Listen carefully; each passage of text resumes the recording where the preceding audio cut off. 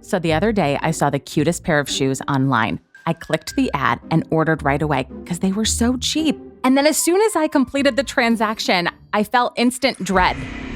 Why was it so cheap? Was it too good to be true? As I'm running through everything in my head wondering if I just got scammed, my phone rings. It's the bank, or at least he says he's the bank.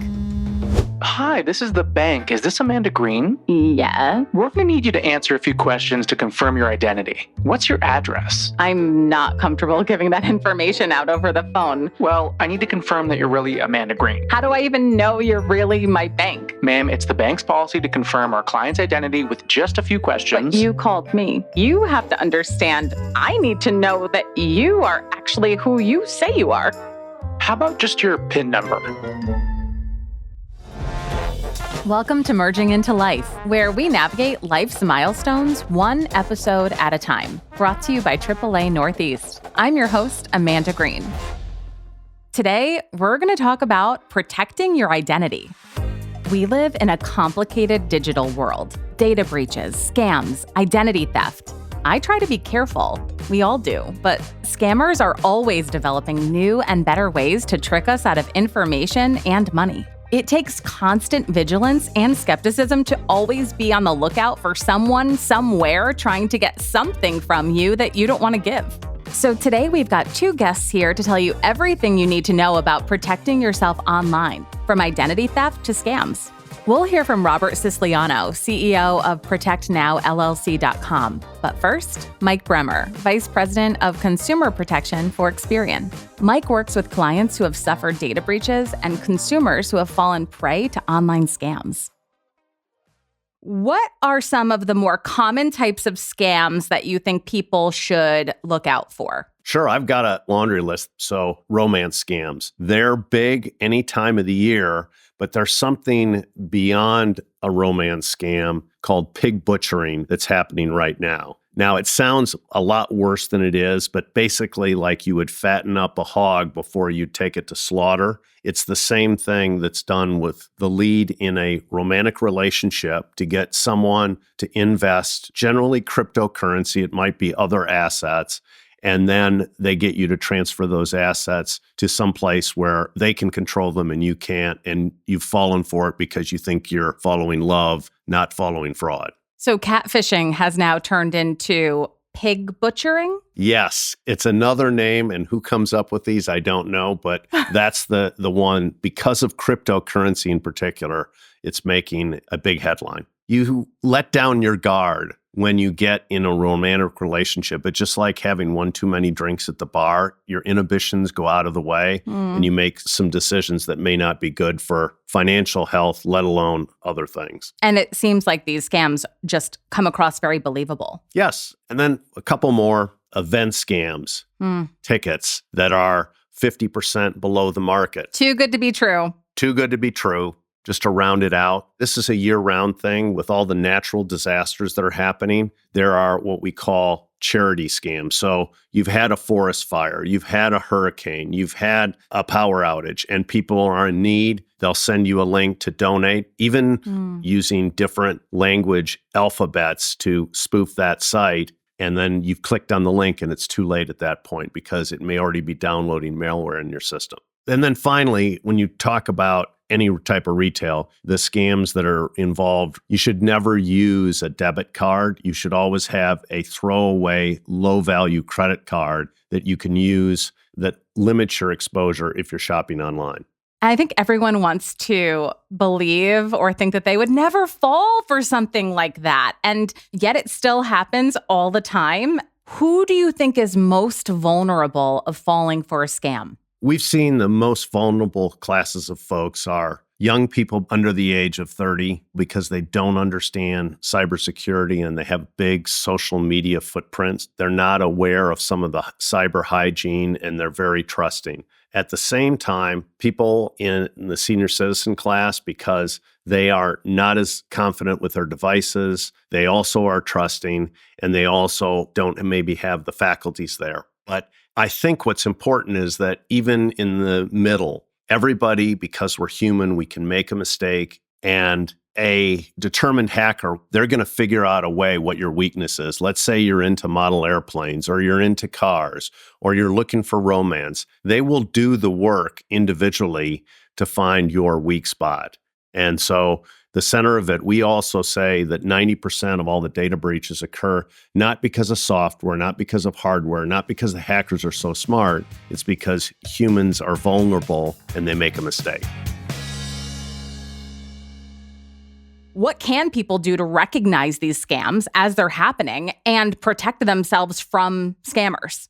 Don't answer unknown numbers. If you hear that space at the beginning of the sentence, it's generally an auto dialer. So we really shouldn't be answering inbound calls that we don't recognize. Same thing with text. I don't respond to text unless I'm expecting that text from the person, because if someone gets into your Active Directory on your phone and steals any of your contact information, they can go ahead and pose as a good friend of mine sending me an email. Hey, I'm happen to be in town. I'd like to go ahead and get us seats for the basketball game. Will you Venmo me $500 and I'll buy them for us? I didn't know someone could log in and get your contact information. Didn't realize that was even a possibility. That's why you should always lock your phone. There was a scam that went around a local airport recently where there were people on the other side. They'd already gone through screening. They were waiting for you, but they were watching for you to have an unlocked phone. So you were on a phone call going up to security, and how some of us do say, hold on,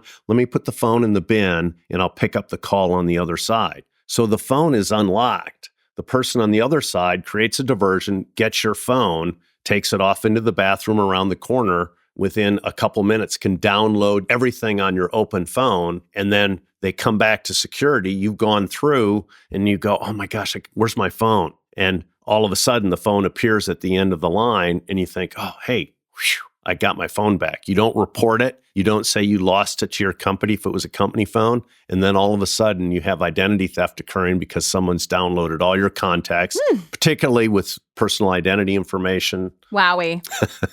How else can we protect ourselves? I would say that things that most people don't do that are really simple and easy, and they're in most cases free. One, make sure that you have a password manager. And there's two reasons for that. One, it'll store all your passwords without remembering one thing except a master password. Second thing is it will auto-generate complex and long passwords so that you can have them securely on the site. All right, what else are we doing to protect ourselves? Well, the other thing that I think is very available and people don't think about it is having multi-factor authentication on your account. So banks, insurance companies, anything associated with your financial history. And this is a username and a password, but then they'll put on there that they have to call your phone or they have to text you to authenticate you to a third piece of equipment so that your identity can't be just spoofed if someone gets your username and password. What is your opinion on using like Face ID to unlock information on your phone to open up apps like your banking app? Does that open you up to additional risk, or is that safe to use? I think anything with biometrics, whether it's a retinal scan, a Face ID, a fingerprint, a voice print, is much harder to spoof than a password that's been out there, and you've, in many cases, unfortunately, a lot of people reuse their passwords. That's another reason why you have a password manager, so you don't reuse that. Biometrics in general, let alone Face ID, are a good thing. Mike will be back with more, but right now, I'd like to get into another online risk, identity theft. Here to guide the way is Robert Siciliano. I am CEO of my company, ProtectNowLLC.com. We provide security awareness training, so I speak on how to avoid and remove yourself from dangerous situations in the virtual world. Let's start here. What is identity theft? Identity theft is when somebody takes your personal identifying information, which generally includes, first and foremost, your name, your social security number, and then your date of birth, and in some cases, your physical address. And they use that information to open up new lines of credit, get a loan for a home, a car, a boat, a utility, and so forth, When they use your PII, personal identifying information, including your social, that is pure identity theft, okay? And that can lead to bad credit because when the bad guys open up new lines of credit under your name, they're not going to pay the bill. They're going to max you out and they wreak havoc. How big of a problem is this? Well, certain studies show that there are billions and billions of our records exposed. And what that means is your name, your address, your phone number, your social security number, your email address, and in many cases, your passcodes are out there on the dark web being bought and sold, traded, and being used to access existing lines of credit or opening new lines of credit. They may not have got to you yet. Meaning they may not have used your social security number yet to open up new lines of credit. They may not have used your usernames and passcodes to access your accounts, but it's just a matter of time until they do. Do you have any real stories of how someone was affected long-term consequences of identity theft? Oh man, I get calls and emails from victims of various crimes weekly, and it's heartbreaking. For example, years back, I was involved in a construction project in my own property. There was this one particular job revolving around installing concrete on the property. And there was this one kid that was on the job. I was like, so what are you doing here, man? Like, how'd you get involved in concrete? He's like, yeah, I'm really not supposed to be here. I go, well, what does that really mean? He's like, well, I applied for college out of high school. Like I was an honor roll student and I just couldn't get in because I couldn't get any loans. Somebody stole my identity and I didn't know about it. And when I applied for loans to get into college, I was denied. I'm doing this job until I get that all straightened out. So here's a kid, just starting off in the world, his identity's stolen and he's in a job that he's not good at. He doesn't want to be in. His future is already stunted because he can't go to college to pursue his dreams because his identity's stolen. He can't get the loans to go to school. It happens all the time simply because people don't know what their options are ahead of time. I guess I'm surprised to hear that an 18-year-old could already have their life sidetracked because of identity theft. How did that happen so young? So we live in a society, in a culture, in a system where we identify people based on their social security number. And so when you apply for a loan, when you apply for credit, the very first thing they ask for is your social security number, okay? And that is used to access and check your credit. Now, the US government and the IRS has required that parents provide the social security number of their baby in order to claim that child on their taxes for refunds and rebates and so forth. So what that means is babies can have credit because we use the social security number as the primary identifier. The very first application for credit that's signed up for a child at the age of 1, and the identity thief lies and says that they are 19 opposed to, 1, the credit bureaus take it at face value and establish credit on that baby's identity. And that's likely what happened to this kid, and it can happen to anybody. Zooming out a little, can you speak about why having your identity stolen in a modern society is so devastating? We are a credit-driven society, plain and simple. If you have a credit, anything less than 500, you are considered irresponsible and you're just not going to get along in a credit-driven society. So if you're not doing what's necessary right now to reduce the risk of identity theft, to mitigate identity theft now, and something bad happens in the future, you in your 20s, 30s, 40s, 50s, or even 60s for that matter, who have been paying your bills all along, are now all of a sudden looked at as being irresponsible. And you have to do something today proactively to reduce that risk. What do you suggest people do to avoid this happening to them? As far as your identity is concerned, the way you make the social security number relatively useless to the thief is by engaging in either or both identity theft protection services, which are certainly an option, a paid service that you pay for monthly or annually, where it monitors your credit, it monitors new applications that are being filed in real time using your social security number to determine if you are credit worthy.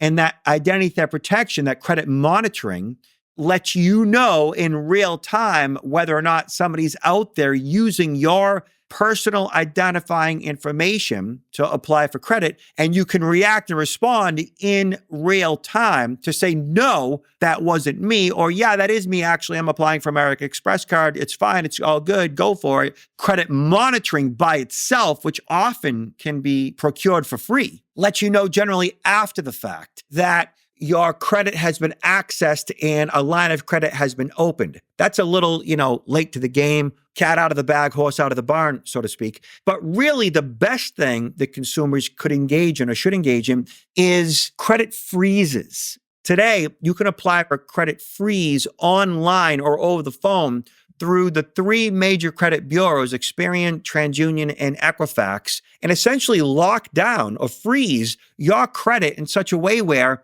going forward, you have an access to all three credit bureaus. You have an account at each one, username and passcode, and you can go in anytime and temporarily thaw your credit. So for example, if I'm going to get a new credit card, if I'm going to refinance my house, I've got to go to my credit freezes to each of the three credit bureaus and temporarily thaw my credit so that that lender can check my credit. And over the course of a week, give them like that little window to check my credit over the course of like 5 to 7 days. And then it automatically refreezes after a period of time. So between credit monitoring, identity theft protection, and credit freezes, like all three, you have full control of whether or not somebody can open up new lines of credit under your name with or without your authorization. So a credit freeze means no one, including yourself, can take out new lines of credit, but you can thaw your credit when you need to. Does this affect your credit score like applying for a credit card would? No, not at all. So a credit freeze does one thing and one thing only. It provides you the opportunity, the ability, the resources to freeze and then unfreeze and then refreeze and then unfreeze your credit. And that is all it does. That is the only effect it has, is really whether your credit's frozen or not. You have given us a lot of information to go and take and apply, and I would hate to find out what happens if you don't follow all of these steps, because this is some real scary stuff, and all of the work to undo it sounds more complicated than the work to try and avoid it. Agreed. This is adulting 101. This is stuff that you should be doing at 18 years old and following through for the rest of your lives. It's not complicated. It's not difficult. It's easy. It's like baking a cake. You may have never baked a cake before, but once you pull up a good recipe and get the right ingredients, you follow the instructions, bang, you got a cake. I'm going to add some of those ingredients to my shopping list. So get a trusted password manager. Use multi-factor authentication when offered. Don't click on unsolicited links. And don't answer calls from numbers you don't know.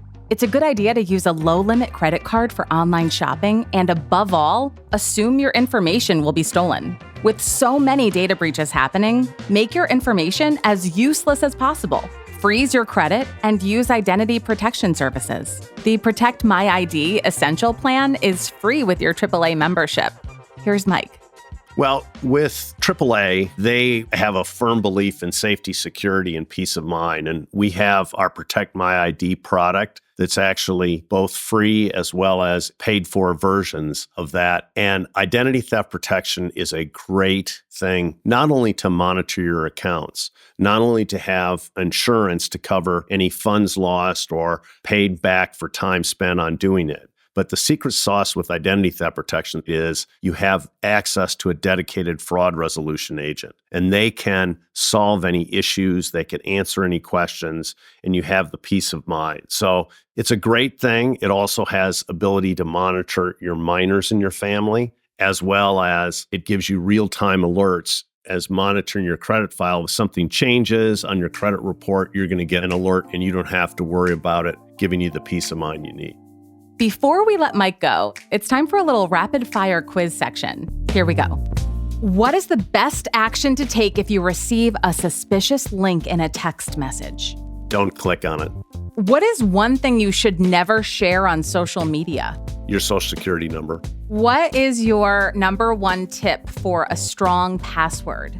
Make it a long phrase. Length trumps complexity every time. So make it as long as you possibly can. And how often should you change your passwords? I suggest changing your passwords at least twice a year. And what's something you should look out for when you're downloading a new app? Don't download any apps from an email. Go to the App Store and make sure that that app has been rated, it's certified, and download only from a reputable store. Last one. Has anyone in your circle ever fallen for a scam? And what kind was it? Whether it has been family or friends, I think I've had probably 2 or 3 dozen people fall prey to scams that I have known and have come to me. Romance scams, travel scams. They downloaded some malware onto their computer that was key logging software so that the hacker on the other side could see all your keystrokes. And this was years ago, but then they figured out they could act as the person because they knew what kind of typing convention that they had and who they were sending stuff to. And this person actually copied information to be able to have a wire transfer done out of their brokerage account because of key logging software. So I've seen quite a few, and unfortunately, everybody's susceptible. Even with really good hygiene, you might be better protected than the person that doesn't do the things that I've talked about on the podcast. But everybody, because we're humans, you'll make a mistake once in a while. Thanks so much to my guests, Mike Bremer, Vice President of Consumer Protection, and before that, Robert Siciliano from ProtectNowLLC.com. You've been listening to Merging into Life, where we navigate life's milestones one episode at a time. Brought to you by AAA Northeast, with assistance from JAR Audio. I'm your host, Amanda Green. If you're learning as much as I am, follow us wherever you get your podcasts and leave a review. We'd love to know what you think. Email us at podcast@AAANortheast.com. Whose number is this? Greetings, Amanda. It's been quite a while. Wanna go to a game this weekend, maybe? I buy tickets if you send money now. And a link that looks very sus. Not falling for that one. The views and opinions expressed in this podcast are not necessarily the views of AAA Northeast, AAA, and/or its affiliates.